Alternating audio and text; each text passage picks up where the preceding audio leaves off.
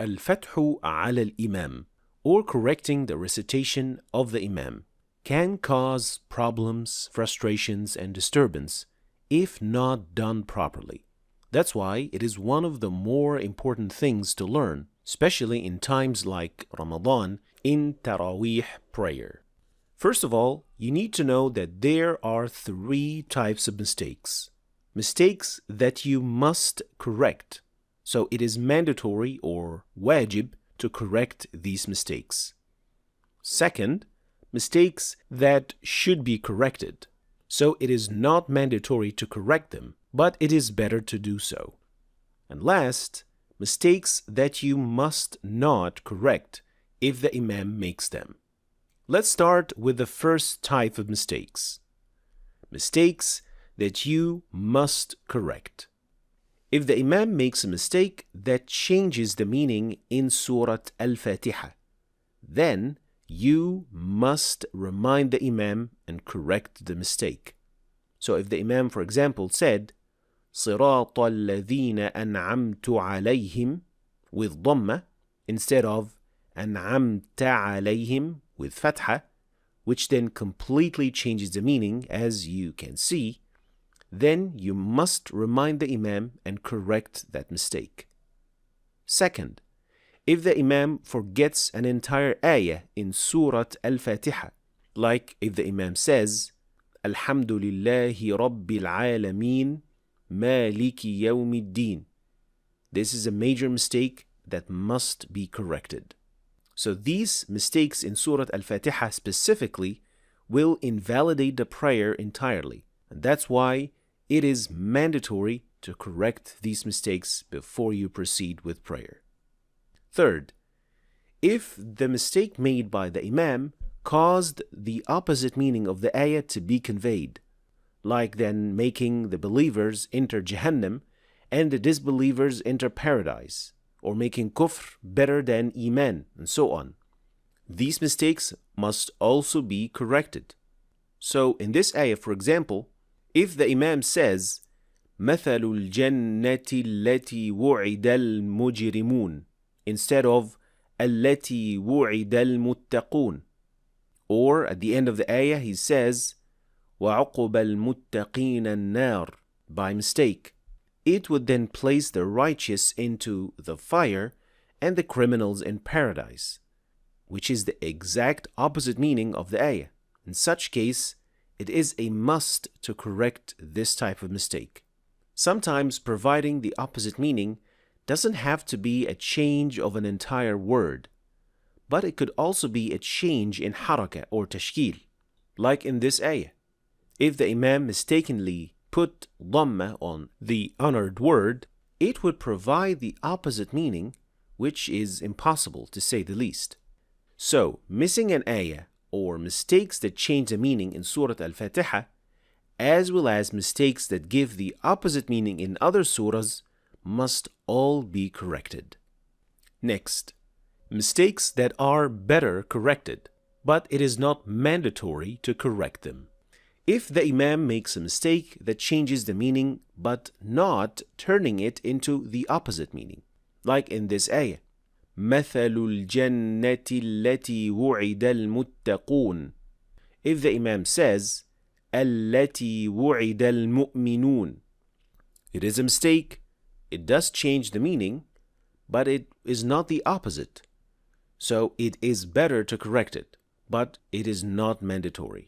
Even if the Imam mixed 2 surahs with one another, like, for example, reading this ayah from Surah Al-A'raf, and instead of saying, يَأْتُوكَ بِكُلِّ سَاحِرٍ عَلِيمٍ, he read, يَأْتُوكَ بِكُلِّ سَحَّارٍ عَلِيمٍ, which is from Surah Ash-Shu'ara. So it is a mistake, but it is not mandatory to correct it since the meaning is not turned into the opposite. Moving to the third type of mistakes, which are mistakes that must not be corrected. This includes minor mistakes that don't affect the meaning at all, but make the recitation less perfect, like mistakes in qalqala, the length of secondary med, idgham, iqlab, nasalization, this type of mistakes. because in this case, ensuring a smooth execution of prayer is of higher priority, so minor mistakes should be tolerated, as long as the meaning is not changed or it turned it into the opposite meaning. So these are the three types of mistakes and what we should do in each one of them. But now is the question, can anyone correct the mistake? And how should we do that? And this is where many things can go wrong. So to ensure proper execution, you can follow these 7 principles on how you should correct the recitation of the Imam properly. And afterwards, we'll study a practical case that was actually caught on camera to see what we can learn from it. The first principle is, make sure that your intention is pure and for the sake of Allah. You're not trying to show off that you know this ayah, or you want to put the Imam in a bad situation, or something like that. Make sure that it is only for the sake of Allah. And this is very, very important for your own prayer. Second, if you are not 100% sure that there is a mistake, or you're not 100% certain what the correction is, then it is better not to say anything. There are many ayat in the Quran that are very similar, so if you don't know for sure, you might be correcting something that is actually an ayah that you don't know of. So you have to be 100% certain. Number 3, if you hear a mistake, don't immediately start correcting the Imam, since the Hafiz will probably realize the mistake he made and correct himself. Sometimes the Imam needs a moment to remember or gather the line of thought to continue. Or it could also be that the Imam is affected by the ayah and needs a moment. Others also try to repeat the ayah to try to remember. So if you immediately correct the Imam, it would put a lot of pressure on him going forward, and it can potentially cause more mistakes. Number 4, if you know there is a corrector behind the Imam, then wait for them to correct first. We don't want more than one person correcting the Imam at the same time, which might cause confusion during prayer. 5, if you are far enough from the Imam that he won't hear you, then not saying anything is better, as it won't benefit the Imam and it ensures that other people are not distracted during prayer. Number 6, when correcting, it is better to wait until the Imam pauses to take a breath. Then correct the part that needs correction, rather than raise your voice or interrupt the recitation, as this might confuse the Imam and make him unable to remember where he had stopped, or not even properly hear the correction over his own voice. 7, if the mistake was the last word before ruku'ah, and the Imam had already gone to ruku'ah, it would be difficult for the Imam to go back up and correct the mistake and then go back down for ruku'ah. But if he hasn't already gone down for ruku'ah, then you can still correct. So make sure to make the right call according to the situation. Finally, let us observe what happens in this situation to learn from it.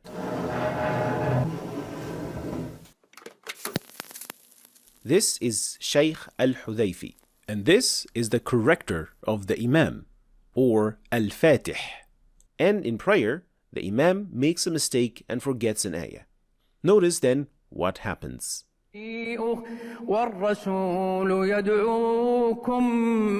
والرسول يدعوكم لتؤمنوا بالله